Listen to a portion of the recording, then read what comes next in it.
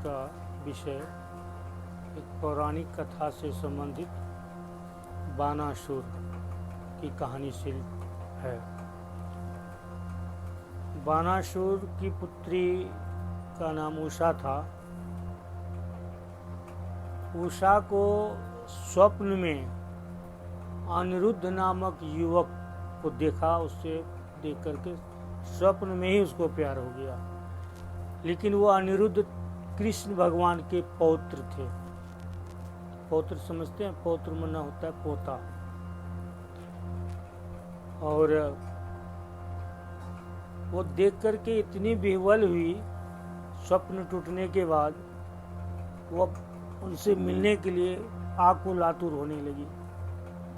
तो उसकी एक सहेली थी चित्रा नाम की। उसने अपनी सहेली चित्रा से कहा कि हे सखी, एक अनिरुद्ध नाम का युवक है, इससे हमें स्वप्न में ही प्यार हो गया। वो तुम कहीं से भी उसका पता करके हमारे सामने हाजिर करो। तो चित्रा उसके पीछे पड़ गई। अनिरुद्ध को हाजिर करने के लिए उसने बहुत सारी उपाय की। ढूंढते ढूंढते अनिरुद्ध एक दिन मिल ही गया। उसने जाके उषा के महल में जाके बैठा दिया। और चित्रा फिर उषा से मिलने गई।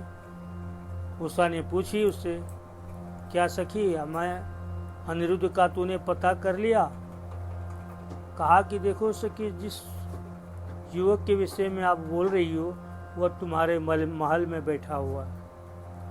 चलो तुम्हें मिलवा देती हूँ, बैठ जाओ ना। तो चित्रा उषा को ले जाकर के महल में अनिरुद्ध से मिलवा दिया। और उषा अनिरुद्ध से शादी करना चाहा। और उसके मिलने के बाद वो सदा उसी के यहाँ रह गया।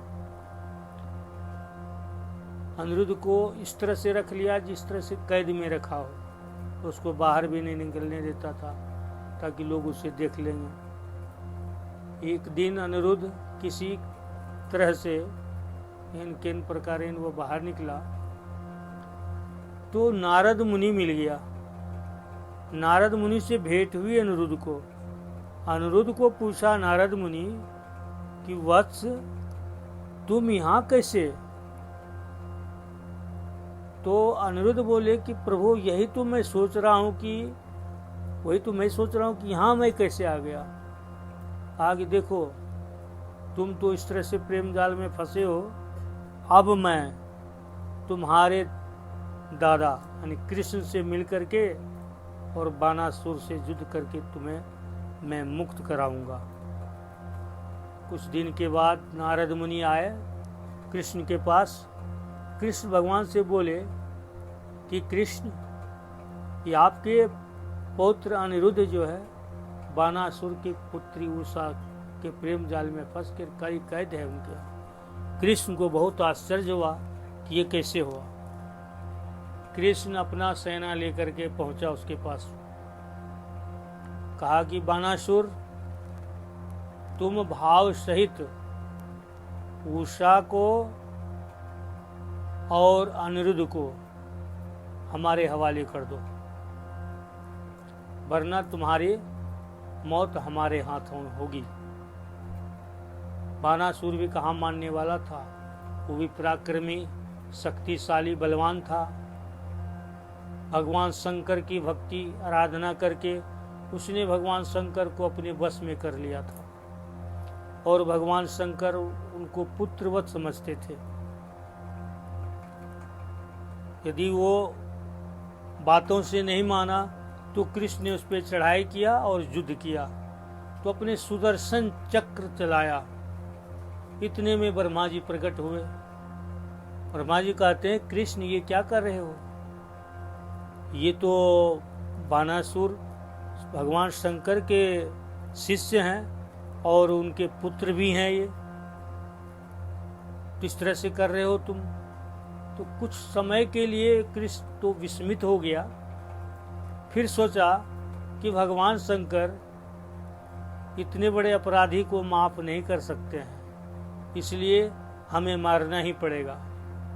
उन्होंने सुदर्शन चक्र से उसका वध किया और अनिरुद्ध को और उषा को उस बानासुर से मुक्त कराया। तो ये पौराणिक कथा थी। मैं अगले क्रम को, इसी क्रम को अगले कड़ी से जोड़ रहा हूँ कि एक गरीब लड़की को की शादी एक बहुत गरीब घर में हुई। इतने गरीब थे कि उसे खाने के लिए भी दो तीन दिन बीत जाते थे, उसे भोजन नहीं मिलता था, बहुत गरीब थी। कुछ काल पश्चात उसे एक पुत्र रत्न प्राप्त हुआ। उसकी परेशानी और बढ़ गई कि अब उनके साथ साथ एक पुत्र का भी देखभाल करना, उनकी पालन पोषण करना।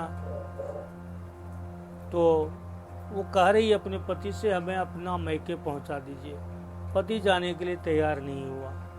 कुछ दिन पश्चात एक पुत्र और हो गया, 2 हो गए। अब वो घबरा गई कि हमें इतनी गरीबी है, इस गरीबी में हमें 2 बच्चे को कैसे हम पालेंगे। उसने पति से बार बार याचना किया कि आप हमें मैके पहुंचा दीजिए, लेकिन पति फिर भी तैयार नहीं हुआ। कुछ काल पश्चात उस युवक को, उसके पति को सांप ने काट लिया। सांप के काटने पर उसके पति का मौत हो गया। अब वो बेचारी बेसहारा हो गई, वो विधवा हो गई। अब वो किस तरह से अपने बच्चे को पालन पोषण करेगी। उसके जीवन में एक तूफान आ गया। उसने अपने मैके का रास्ता नाप लिया। मैके का रास्ता जब वो जा रही थी तो रास्ते में एक नदी पड़ता है। तो उनके 2 बच्चे थे, एक बड़े थे एक छोटे थे, गोद में थे। उसने सोचा कि बड़े को इस किनारे पर रख देता हूँ और छोटे को उस पार ले जाता हूँ, नदी पार करके उस पार रख दूंगी, फिर वापस आके बड़े को ले जाऊंगी। उसने छोटे बच्चे को ले जा करके उस पार में रख दिया।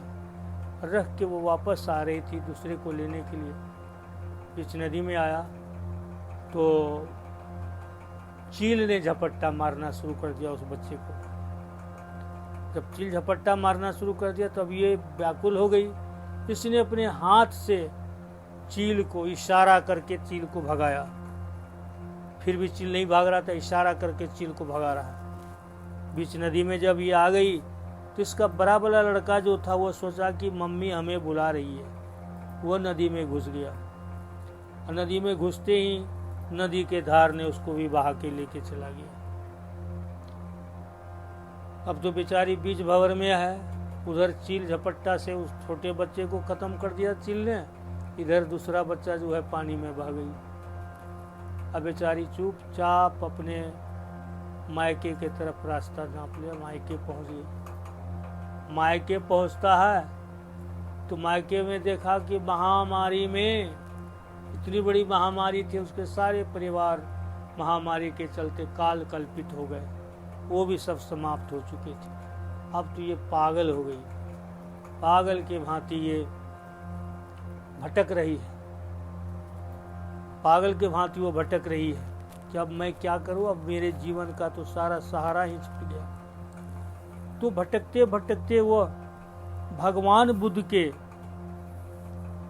सत्संग हो रहा था। भगवान बुद्ध के सत्संग हो रहा था, वहां पर भटकते भटकते इतनी पागल से हो गई, अपने वस्त्र का भी उसको सूद नहीं रहा। और भगवान बुद्ध के सत्संग में जाकर के बैठने के लिए गई तो वहां के लोगों ने उसको मार के भगा दिया। कहा कि ये पगली कौन सा आ गई है, कपड़े भी बदन में नहीं है, चितड़े पतड़े हैं, भगा दिया। लेकिन भगवान बुद्ध बैठे हुए थे गुरु महाराज की तरह। देखा कि एक भिखारिन जैसी पगली औरत आ रही है, ये लोग उसको मार के भगा रहा है। वो दयालु थे। भगवान ने कहा बुद्ध ने कि वत्स उसको आने दो, उस गरीब लड़की है उसको आने दो, आने दो। आया, भगवान के चरणों में गिर पड़ा। भगवान बुद्ध के चरणों में, भगवान बुद्ध के चरणों में गिरता है तो लोग, जैसे वो जा रहा था भगवान के पास आगे बढ़ रहा था, तो सोचा कि संत के आगे जा रहा है, शरीर में कपड़े नहीं है, किसी ने धोती उसके शरीर पे फेंका तो शरीर को पूरा ढक लिया धोती से। उसे थोड़ा शर्म भी आ गई। जब वहाँ भगवान के आगे पहुंचते हैं उसको अब होश आ गया। जब उसको होश आ गया कि हम कहाँ हैं, भगवान बुद्ध के चरणों में गिरते हैं। भगवान बुद्ध ने उसको शिक्षा दीक्षा दिया और अपने ही शरण में रख लिया। कहा कि तुम यहीं पर भिक्षुनी बन करके रहो। और वह दीक्षा के द्वारा, सत्संग के द्वारा इतनी बड़ी भिक्षुनी बनी। भगवान बुद्ध का सबसे प्रमुख शिष्य पटाचारा, तूने बौद्ध धर्म में सुना होगा और इसका वर्णन भी करते थे नागेश बाबू।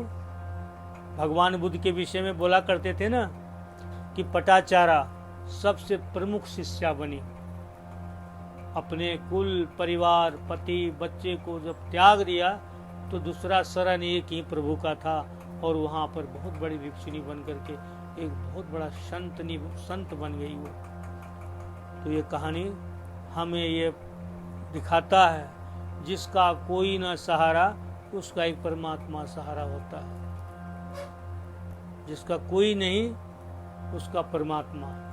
अंत में हार करके लोग परमात्मा के ही पास जाता है।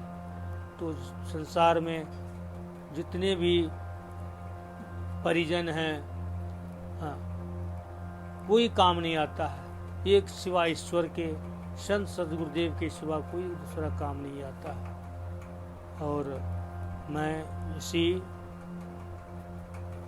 के साथ अपने वाणी को विराम देता हूँ। श्री सद्गुरु महाराज की जय।